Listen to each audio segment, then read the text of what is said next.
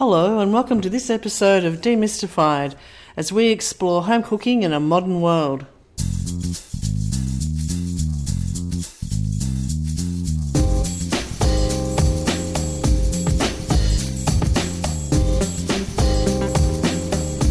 Hello, I'm Linda and I'm here with Paul. Hello, Paul. Hello, Linda. And we are from Cooking with Steam.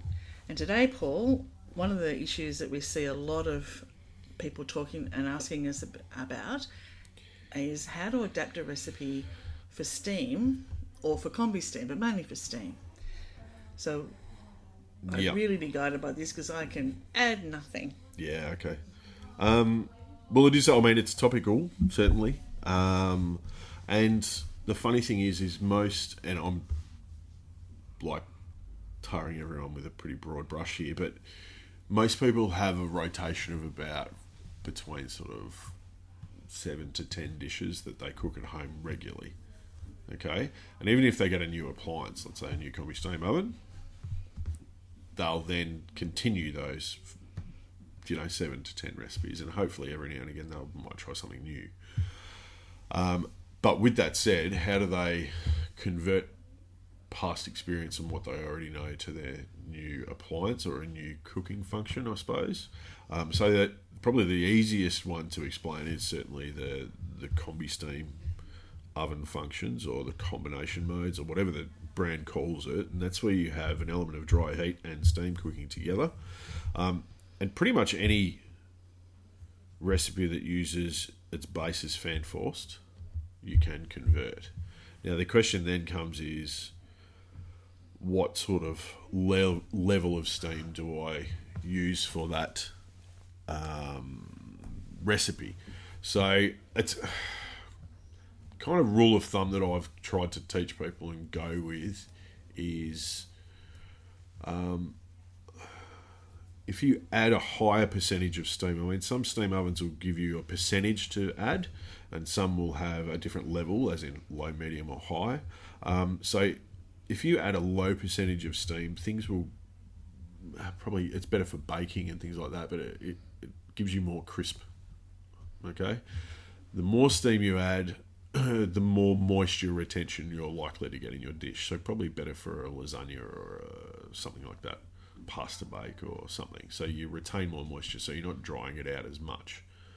But the key to any recipe, and like I've said it a gazillion times, is time and temperature. So you can experiment with the recipes that you can find online or your standard recipes. Just stick to the temperatures that you know. The times you might have to vary fractionally because steam does have an impact on time. Depending on your oven model, the cavity, some cavities, like your oven at home, some cavities are significantly smaller than others, which will mean sometimes that it will cook a little bit quicker, a little bit faster, because it just holds temp a bit better. So the temperature is the key part, and the amount of steam. We get more questions about how much steam do I need to add, or how much, my oven has this many options, which one should I choose? So that's why with our recipes we try and give people a guideline, at a low level, a medium level, or a high level. If we get into percentages too much, it's almost impossible. I can't tell you that if you bake a lasagna with 50% steam and then bake another one at 60% steam, I could never tell the difference, and neither could you. Who knows? Like, it's such a small defining factor. And remember, when we're cooking these regular oven dishes, lasagna, pasta bake, anything like that, a cake for that matter, it doesn't matter. When we're cooking those dishes, we're generally doing it at 130, 40, 50, 60, 70, 80, 90, 200 degrees. Like, it's quite hot. And so most steam ovens work on cycles. And so the steam goes in a cycle, and then because of the oven temperatures, it's actually evaporated reasonably quickly. So the first thing, and we've talked about this before also, but the first thing to understand is it's not going to make your food soggy. So generally, that's why I try to tend to focus a little bit more on just the steamed recipes, because the combination recipes realistically aren't any different to what you could find online. You just need to adapt it. How much steam do I want? And rule of thumb: more steam, less crisp; less steam, more crisp. That's the best way to understand it. How's that for a first start-up question to answer? Well, the podcast's over now. Now that I can get a word in. But one of the things I love about a pasta bake or a lasagna are those crunchy bits around the outside that we all fight over. And I'd hate to think that by mixing steam that you lost those. No, you don't lose them. Of course you don't. Oh. Yeah, you don't lose them because your lasagna or your pasta bake is being generally baked anywhere between, and I'm just throwing a couple of numbers out there, 160 to 175, maybe 180 degrees. Still hot, like rip-roaring hot. And you will still get those crunchy bits on the edges. Funny you should talk about those crunchy bits. There's one of the best chefs in the world created an entire dish, and it is called the crunchy bits of lasagna, and that's the dish. Just look it up. It's really interesting. I will ask you about this off air and give you the name. But it's also the crunchy bits on any roast meat, and you know. People need to get out of their head that it's not a combination cook won't prevent things from crisping up. So yesterday or the day before, whenever it was a prime example. We did some bread, and I told you that I used a high percentage of steam right throughout the bake of the bread because that bread is designed not to have a super crusty crust, like not super crunchy. It was still coloured. No, it was Wasn't fantastic. It? Yeah, but it was more like a brioche sort of without a crust. Yeah. It was really golden brown and beautifully coloured and nice and beautifully cooked and even and super moist inside. But it didn't lack colour. If I wanted it to have more crust, all I would have done was flip it up the other way and go, okay, let's put less steam in during the cooking cycle. But really, the temperature is going to dictate more so than the steam is how much crust you will get. I mean, steam does play a part, no doubt, but a recipe isn't going to fail. That's the best way to say it. A recipe is not going to fail due to you messing around with the amount of steam. The recipe is only going to fail if you mess up the temperature and the time. Well, particularly in my... and the preparation technique. Oh, yeah. And I know we discussed this earlier, but in my oven, it's so old that we don't have the luxury. I think Linda's angling for a new oven. Anyone listening out there? I think it's once a week we eat. My oven is so old. I've got to get Dougie on board here. But our oven is older, as you know, and yet all the recipes that you've cooked on there, we don't have the option of varying steam. It's just steam's on or steam's off. And some are still like that. Some ovens still operate like that. But the benefit is that, I mean, since doing our original few batches of recipes, we've been able to take those recipes into like much more modern ovens and get almost identical results. It's just that we can play with it a little bit more as far as getting a bit of a better crust. Yes, and I think for 98% of our listeners and the people that go to our website, they certainly do have ovens. As there's a growing momentum to buy steam ovens or Combi Steam Ovens, they are of the more modern sort, and this is a really big issue for people who are looking at it going, well, I don't know how it works, and I want to make sure I get the best out of it. Yeah, and the trick is to not overcomplicate it. As much as I want to tell people to learn more about standalone steam cooking, and that's a totally different cooking method, you're probably your best entry point, your best start off to get some good results is to start with a recipe that you know that you've been doing for a long time that has been done in your oven, your old oven, which didn't have steam. Do the same recipe and just add some steam to it. You know, you bake it on a combi mode or cook it on a combination mode or whatever the brand calls it.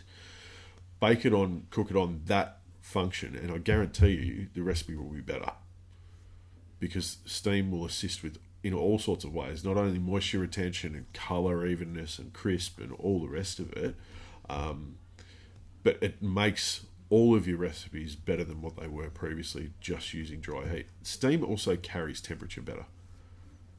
So it helps carry the temperature in the oven much better than just standalone dry heat.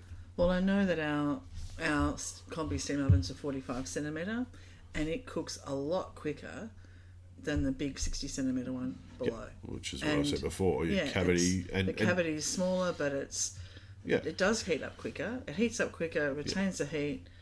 Yeah, I mean, all of those things are pretty But more so shorten the time. due to the cavity size. Yeah, but sometimes you don't want to speed it. You don't want to speed up the recipe. No, but Yeah. I just noticed that on the things that we used to cook, Yeah, and now we do them in the Combi Steam Oven, it is a few minutes shorter. yeah, So, that's our adaptation, is just checking on it. yeah. quicker. And that's what I would suggest to everyone. We've got to remember also that most people that maybe have purchased or are purchasing or considering it, is that your old ovens, and I'm again tarring everyone with the same brush, but your old oven's probably 20 odd years old, because people don't buy ovens every 2 years, right? So it's probably somewhere between, I would say, 8 and 20 years old, and in that time it's had a lot of wear, and the doors don't seal as well as they do now. All of these bits of technology that manufacturers build in, and when I say technology, I mean things like better hinges that close the door properly, keep the door sealed, better gaskets on the door, so the seals around the edges of the door. All of that stuff keeps better heat, better circulation of heat within the oven. All of that adds up to probably lessening the cook time, which is why you need to probably keep an eye on the cook time, but your temperature should stay consistent. So your time will probably drop off a little bit. You might, your recipe might be done 10, 12, maybe sometimes 15 minutes earlier. So that's where you need to keep an eye when you're starting. But as a start-off point, I mean, if you have good success from your oven, and just by baking a cake, you're going to go back to the oven and use it again. If you have a fail, you're less likely to give other functions within the oven, like standalone steaming, a try. So do something that you're comfortable with first, get that ticked and done, and be happy, and have a look at the result and see if you're happy with that. And if you have success, you'll come back to it, and then you'll try some new things. But don't overcomplicate the combi cooking side of things. It's fan force cooking. Stick to your temperatures, maybe adjust your time depending on your oven a little bit, and it's pretty much any fan force recipe on the internet. Steam cooking, which is the other side of it, standalone steam cooking, is a different kettle of fish. So I really wish when I first got ours installed, and you were living in the country at the time, that I had asked you that, because I tried something on steam that I'd never cooked before, and it was a complete disaster, which we've already gone over. Yeah. I don't want to bring it up again, but it was a complete disaster, and it did shatter my confidence a bit until you came down and we had a big cook-up. So I think that's a great advice. Personally, for me, that's the takeaway. Cook what you're comfortable cooking. If you're new to the whole Combi Steam and Steam Oven market, and you've got a Combi Steam Oven, cook what you're comfortable cooking, see how it changes. The potential time, cook it on what you're comfortable on, and get your confidence up with it. Yeah. And it is really just an oven. It's a box that gets hot. Like, I hate to, be Captain Obvious, but it is a box that gets hot. Not as complicated as a dishwasher, which I recently discovered. Yeah. But it is just a box that gets hot and now throws water in, which is a bit like a dishwasher. But we will talk about those differences another time. Yeah. But that is probably the takeaway, is just, if you're new to them, just cook what you're comfortable cooking. Yeah, and then you will be more likely to then have a look at doing some standalone steam recipes. I mean, culturally, if you like, Europe, Australia, New Zealand, America, probably South America too, steam cooking is not a big regular cooking medium. Like, I very rarely remember growing up my mother steaming something. Chocolate puddings in those old-fashioned containers. Yeah, and maybe, but more like blanching something or keeping something in a pot of boiling water or hot water, but steaming itself. Cooking the absolute, nightmare out of beans and peas. Yeah, all of that sort of stuff. But steaming Childhood wasn't memories. I don't remember ever going down to the beach house and having steamed fish. Not once. We used to go down there every weekend. No. But if you look at China, Japan, a lot more Asian cultures, steaming is a big part of daily cooking. Like, it's a huge part of it, which is why I think when I say Australia, New Zealand, we kind of haven't been able to embrace it as quickly. So the thing with steam cooking, and back to sort of our topic du jour, the thing with steam cooking is one of the reasons we started the website and the whole business was to get people to explore what you could actually do. Yes, of course, we've got combination recipes, but standalone steam recipes and learning how to work with temperatures with steam. And that's where the major difference is versus stovetop or wok with a bamboo basket steaming is control of temperature. Like everything, unfortunately, always comes back to it.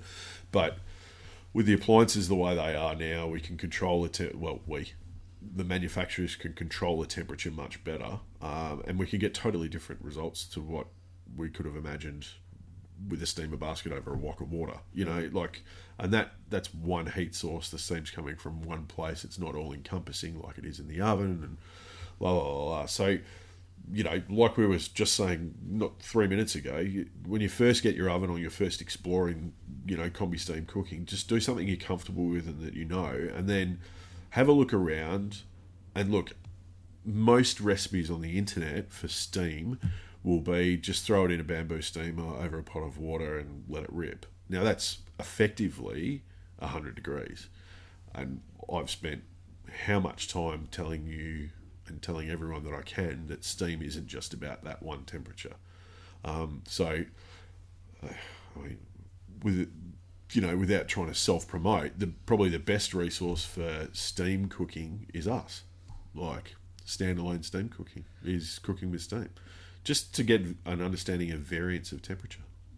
And you're right, because that was the thing that threw me, and it hasn't changed. There's a lot of recipes from great cooks and home cooks about some of the easy dishes, the one pan dishes and muffins and cakes, and yeah, they are enhanced by steam and they're fantastic.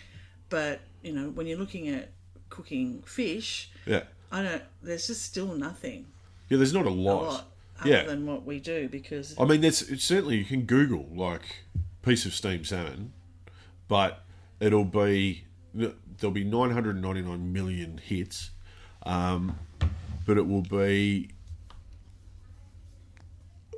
steamed in a steamer basket over a pot of boiling water, and it'll say steam it for 6 minutes. Now that's great, yes, and we've had this discussion about will it be cooked? Yes, it will be. Will it be as good as it can be? No, it won't. So that's where we're coming from as far as the, what should you attack with when you get your steam oven, or when you're learning and starting out. Start with something start on the combi modes and see what they do to something that you already have tasted a million times before. And then when you want to learn a little bit more about the potential of your appliance, that's when you start exploring steam cooking. And then you get we can talk about vegetables and stuff like that. The difference in doing your vegetables in a bamboo steamer versus a combi steamer is nothing more than volume. Yes, because as you said, it's the oven, the steam just rises, is 100 C? Yeah. 100 C or 212 degrees Fahrenheit for those great number of people listening who aren't in Australia. Yeah, we've got the stats. Yeah, hello to our 3 American listeners. And hello to the Canadians and the people from the UK. And thanks so much for listening and joining. No, the Canadians do centigrade, don't they? Yeah. Oh, do they? I don't know. I'm not sure. I've never been. Oops, I've never been. Yeah. On the list. Yeah. But you're right, and I, maybe that would be something to try if you've been bamboo over a boiling water pot. Try it in the steam oven. Yeah, and for something like a vegetable, you're going to find no difference. The cook time will be almost identical. The benefit of your steam oven is you can do volume, so you can do a lot more of the same thing. Versus you can't fit 3 bunches of asparagus into a bamboo steamer, but you can in your combi steamer. The other advantage, Paul, is that your steam oven will tell you when you're low on water and not just dry, whereas the pot doesn't do that. No, that's true. I mean, these days, if you really want to be smart about it, an induction cooktop with a timer will do the same job. Yeah, thank you for those people who have an induction cooktop, and that's not me in the room. angling for one of those too No, now. no, I wouldn't. No, it's more just the Combi Steam Oven. Dougie, if you're listening. But He doesn't listen. yeah, no. He hears my voice enough. Where's the support? Oh, I know, where's the support? But you're right, I think that's something that people need to explore more. Yeah. And it is just, a bamboo or a basket over a pot of boiling water is at 100. Yeah, correct. And you keep But- taking off the lid and you keep prodding it Yeah. to see it, and the more heat goes out, so it takes Well, a you're bit also longer. losing your steam, and Yeah. So I mean, and we have tons of examples on the website of using that temperature, and those recipes could easily be adapted to the bamboo basket model or the steamer over a pot of boiling water model. But what we can't do is all the other stuff that we're doing at different temperatures, because we can't control the temperature of a pot of water, even on an induction cooktop, which is much easier to control. We can't control the temperature as well as we can in a closed cavity. Closed cavity is like an enclosed cavity is much easier to control temperature. So when we can control temperature, then we can start playing with temperature. So there's no way that I can fit a 600 gram snapper realistically, unless I've got a really big steamer and a really big wok. But I guarantee you, snapper done at 85 degrees versus 100, the one at 85 is like out and out, beats it hands down. Like, it's better. I'll argue this with anyone every day of the week. It's much better. And then, as we've talked about before, when you learn how to do that and learn how to cook at temperatures other than just full tilt 100 degrees when you're steam cooking, if you get caught up doing something, you mess around, something, the phone rings, whatever, you have leniency of time. So things aren't going to overcook in the same manner. If you've got a piece of fish in a bamboo steamer and it's over a wok of boiling water, and it's you've been told to cook it for 6 minutes, and you get distracted and leave it in there for 9-10 minutes. Now, 4 minutes isn't long, right? But 4 minutes, that fish will be overcooked. Oh, for sure. Yeah. So whereas what we're trying to say is, with our method is just drop your temperature a bit, understand the place of temperature with steam with particular proteins, and that's the biggest benefit of it. Is like, if you can get a home cook to understand that if they just work at different temperatures, they are almost 80% less likely to overcook something. How is that not appealing?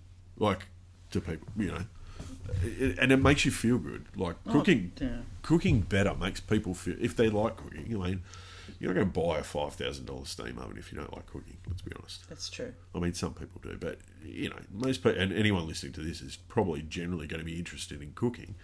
And when you get good results, like, you want to go do it again. And expand. And get better. And because everyone believes, I haven't met anyone yet, but everyone believes they have the inner ability to cook.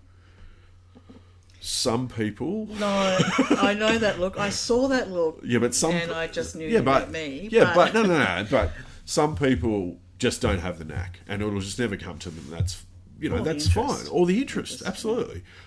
But there is no doubt in my mind, it's like any other skill. The more you do it, the more you practice, the better you get. It's just what people don't have is patience. And it's hard to waste a thing like you're wasting food when it's correct. Expensive. Yeah. So, and speaking of bread, which we did briefly, there's a lot of us that have recipes that we've used for years, and it all requires a certain amount of time leaving on a bench or, in a sort of a warm area. Yeah. Just as a rule of thumb, is there a rule of thumb even for you to say, well, if you've got, a bread dough that's got this and this in it, generally speaking, you could prove it in the steam oven on 40 degrees for 30 minutes, and that would be equivalent, or that would help you? So probably the best way, maybe the best way to go about it is, and she's done it again. No, it's this new Apple thing. Done it again. Just for those of you that don't know, our first episode, Linda's phone rang, and I commented on how much of a rookie she was, and we're how many episodes in now? No, Like 20? It's this new Apple. Who And- knew that they linked to a laptop? And now... Sorry, guys. And now I've talked right through the whole thing. You can't edit it out. So embarrassing for you again. Gremlins again. So the best way to maybe explain it is, okay, so no one's going to make 5 kilos of bread, right? They're not going to get a 5 kilo loaf on the go because you're just not. You're not feeding an army.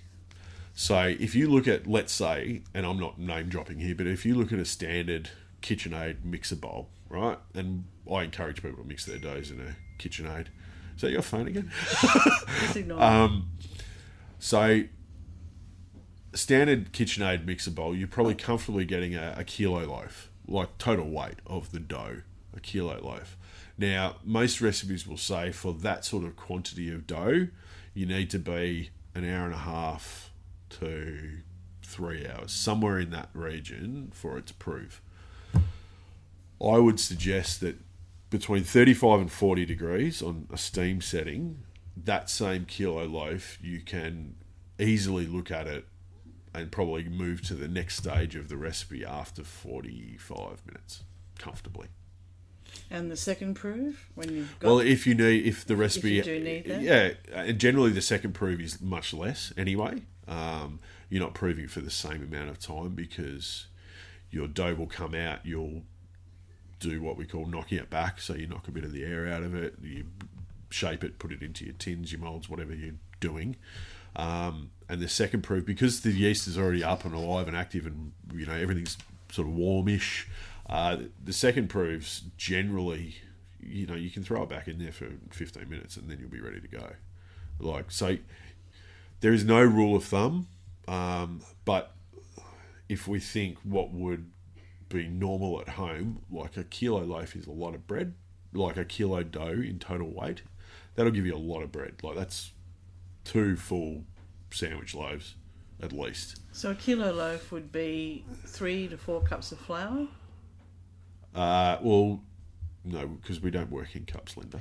No, we don't, do we? No, we work in grams. No, we do. So a kilo loaf would be, you're probably talking, a kilo of dough, you're probably talking sort of 600 grams plus of flour, and then you've got your liquids and whatever else you add. But you can even probably up it a little bit, maybe a little bit more than a kilo. I do a recipe that fits reasonably well in a KitchenAid, which starts with 970 grams of flour and 400 odd grams, I can't remember off the top of my head, 400 to 500 grams of water. So that's getting close to 1.5. And that's the sort of what the mass of the dough is. So 1.5 kilos is a lot, but I can get that proved in 45 minutes. But there isn't a rule of thumb. Okay. There's not. But you can pretty much, if a recipe says 3 hours, I'd be comfortable telling people you could halve the time and then possibly halve it again. But, I would be doing any dough, give it a good half an hour in the oven and then check it. At what temperature? Anywhere between 35 and 40, but don't go over 40. Yeah. If you get into 40s and 50s, you're actually starting to, 50s, not baking it, but you're starting to cook it. And when you pull your dough out, it'll have almost like cooked edges. When you put something in the microwave and the edges start to cook, it's kind of a little bit like that. So, but the key is to not go over 40. Okay, well, I think that helps certainly some of those old favourite recipes we have. Yeah. Where you need to prove the dough. Yeah. And shorten that time. So that fast loaf that I was looking at the other day that had 3 hours of waiting on your benchtop, I thought, that's not actually fast. No. That's still waiting. That's a whole morning or a whole afternoon gone to make the... Yeah, but it's waiting. Yeah, but that's not active cooking. No, but it's... Yeah, no, I understand your point. Yeah, it's just sort of thinking about it for lunch. You've got to But the thing get up also, early. the thing to remember is that although I've done a bit, I haven't really tested it properly with sourdoughs. So sourdoughs are different. I'm talking yeast leavened bread, so done with fresh or dried yeast. So it's very different when you've got the sourdough sourdough culture, which is culture. a natural occurring yeast.